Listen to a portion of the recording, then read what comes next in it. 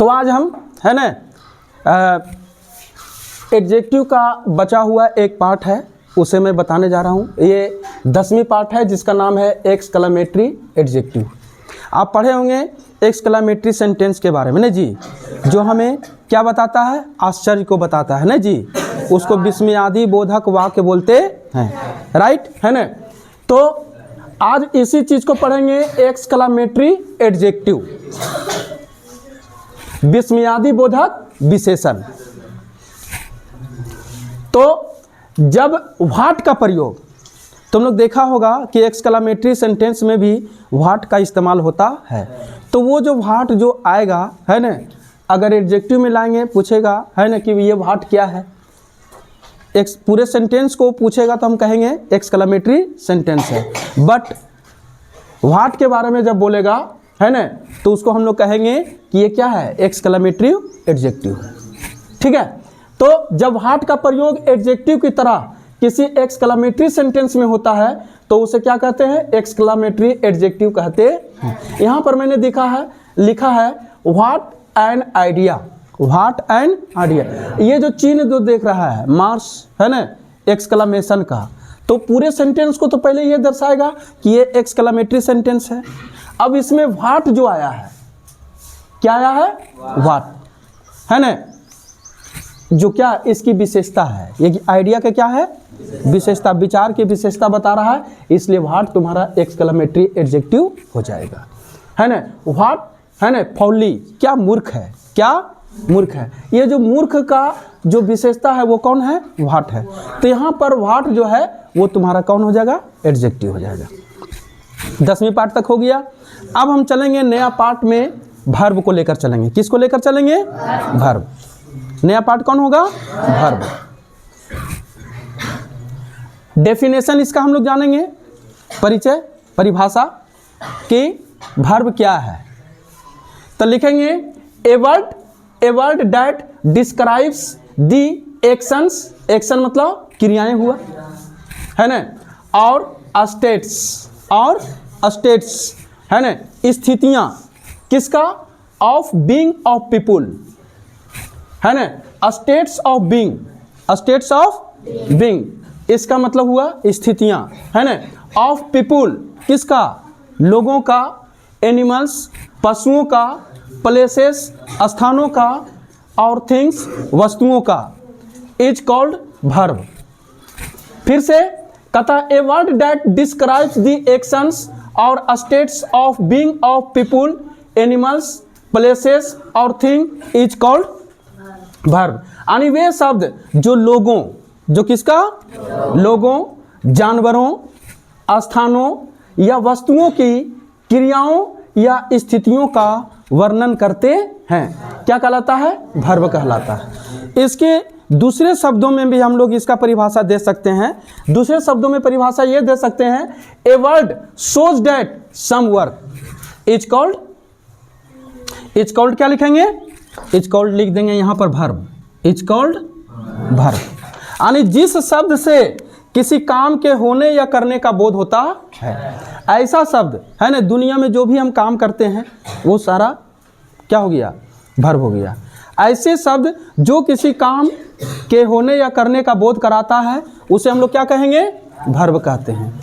Example में ले लेंगे, लाफ, लाफ मतलब हंसना, हंसना भी क्या है, एक काम है, क्रिया हो रही है ना, हंसना क्या हो रहा है, एक क्रिया हो रहा है।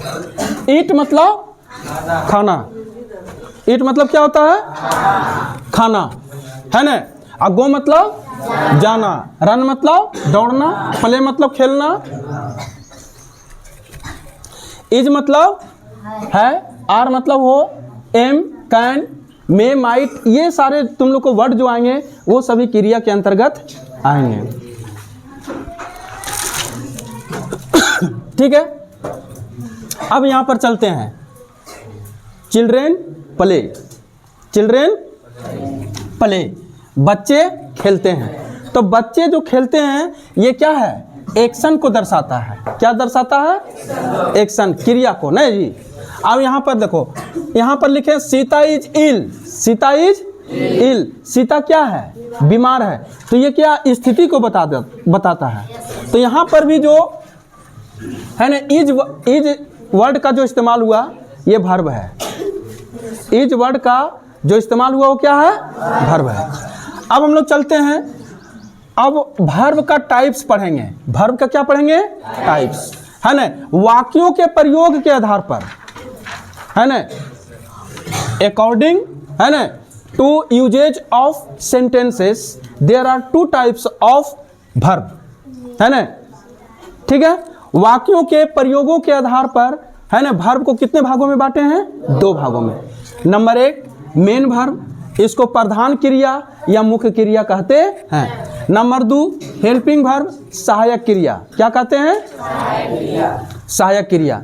तो ये जो है ना, वाक्यों के प्रयोग के आधार पर वर्ब का वर्गीकरण किया गया है, इसका क्लासिफिकेशन किया गया। और वर्ब का बहुत सारे टाइप्स है ना, लेकिन इसका जो क्लासिफिकेशन किया गया है, जो बांटा गया है 2 भागों में, वो वाक्यों के प्रयोग के आधार पर, है ना, मेन वर्ब और हेल्पिंग वर्ब। अब हम लोग पढ़ेंगे मेन वर्ब है क्या, मेन वर्ब है क्या।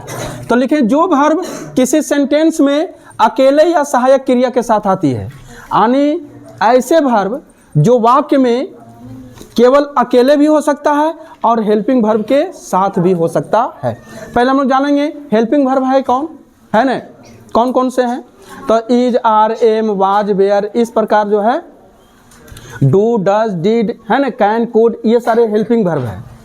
तो ये जो मेन वर्ब है वो अकेले भी हो सकता है और किसके साथ हो सकता है, हेल्पिंग वर्ब के साथ भी हो सकता है। ठीक है, जैसे I am a boy, I am a boy, यहाँ पर देखो, यहाँ पर देखो क्या है, एम अकेले है, एम क्या है, अकेले है, एम यहाँ पर क्या है, अकेले है। तो ये मेन वर्ब हो जाएगा, क्या हो जाएगा, मेन वर्ब हो जाएगा। अब देखो यहाँ पर मेन वर्ब यहाँ पर कौन हो गया, एम, मेन वर्ब कौन हुआ, एम। अब उसके बाद चलेंगे I am reading, I am reading, यहाँ भी एम लगा हुआ है, यहाँ भी एम लगा हुआ है, लेकिन यहाँ पर जो है रीडिंग दिया हुआ है। तो यहाँ मेन वर्ब जो है एम नहीं होगा, कौन होगा, रीडिंग। अब तुम लोग को कहेगा कि सर यहाँ एम लगा हुआ है, यहाँ भी एम लगा हुआ है, लेकिन ई एम जो है मेन वर्ब है और ए एम जो है ना, मेन वर्ब क्यों नहीं है। क्योंकि ई जो एम आया है दूसरका क्रिया के सहायता करने के लिए आ गया है, इसलिए जो भी मेन वर्ब कौन हो जाएगा, यहाँ पर रीडिंग होगा, एम नहीं होगा। लेकिन यहाँ पर मेन वर्ब कौन हो जाएगा, क्योंकि ये एम जो है अकेले आया है और यहाँ पर जो है एम जो है रीडिंग की मदद करने के लिए आया है ना, इसलिए यहाँ मेन वर्ब कौन हो गया, कौन हुआ, यहाँ मेन वर्ब कौन हुआ, और यहाँ मेन वर्ब कौन हुआ, रीडिंग हो गया। समझ गया इस बात को। कभी कभी तुम लोग में कंफ्यूजन हो जाएगा कि अरे हम लोग तो पढ़े एम होता है हेल्पिंग वर्ब, लेकिन यहाँ मेन वर्ब कैसे हुआ। मेन वर्ब इसलिए हुआ कि वाक्य में ये अकेले आया है ना, लेकिन यही मेन वर्ब के साथ, है ना, is, are, am, was, were के साथ दूसरका एक और वर्ब चलाएगा तो क्या होगा, वो जो दूसरका जो वर्ब आएगा वो तुम्हारा क्या बन जाएगा, मेन वर्ब। कोई दिक्कत, कोई डाउट है। चलो अब हम लोग चलेंगे नेक्स्ट में हेल्पिंग वर्ब।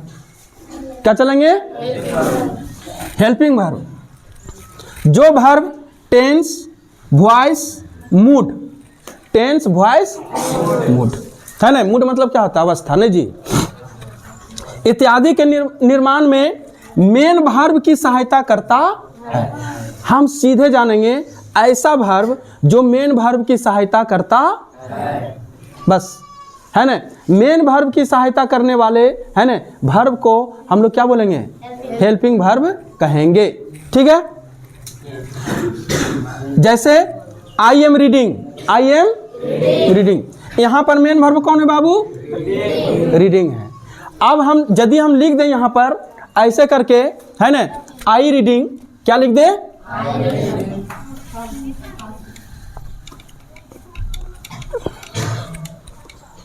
देख लो सभी, है ना, यहाँ पर लिख दें सिर्फ, क्या लिख दें, आई रीडिंग। तो क्या ये जो सेंटेंस है वो कंप्लीट है, इनकरेक्ट सेंटेंस है ना जी, ये शुद्ध सेंटेंस।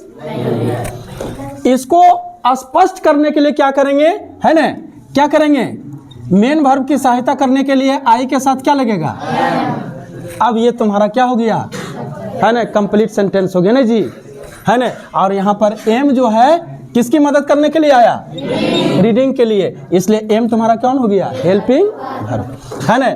यहाँ लिखेंगे he has gone, he has gone, वह जा चुका है। यहाँ पर मेन वर्ब कौन हो गया, गॉन, इसकी मदद करने के लिए कौन आया है, हैज, इसलिए हैज तुम्हारा कौन हो गया, हेल्पिंग वर्ब हो गया। इस प्रकार देखो यहाँ पर लिखे हैं I am reading he will go, he will go, तो यहाँ पर गो को मदद करने के लिए कौन आया है, विल, तो विल सहायता करना का मतलब क्या हो, हेल्प करना, समझ गया, तो गो को हेल्प करने के लिए कौन आया, विल, तो विल तुम्हारा कौन हो गया, हेल्पिंग वर्ब। इस प्रकार देखो is, are, am, was, were, has, have, had, shall, will, should, would, can, could, may, might, do, does, did, must, dare, need, helping verb है।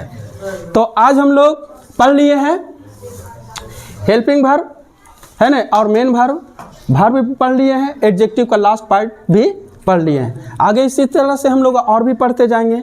ठीक है, धन्यवाद।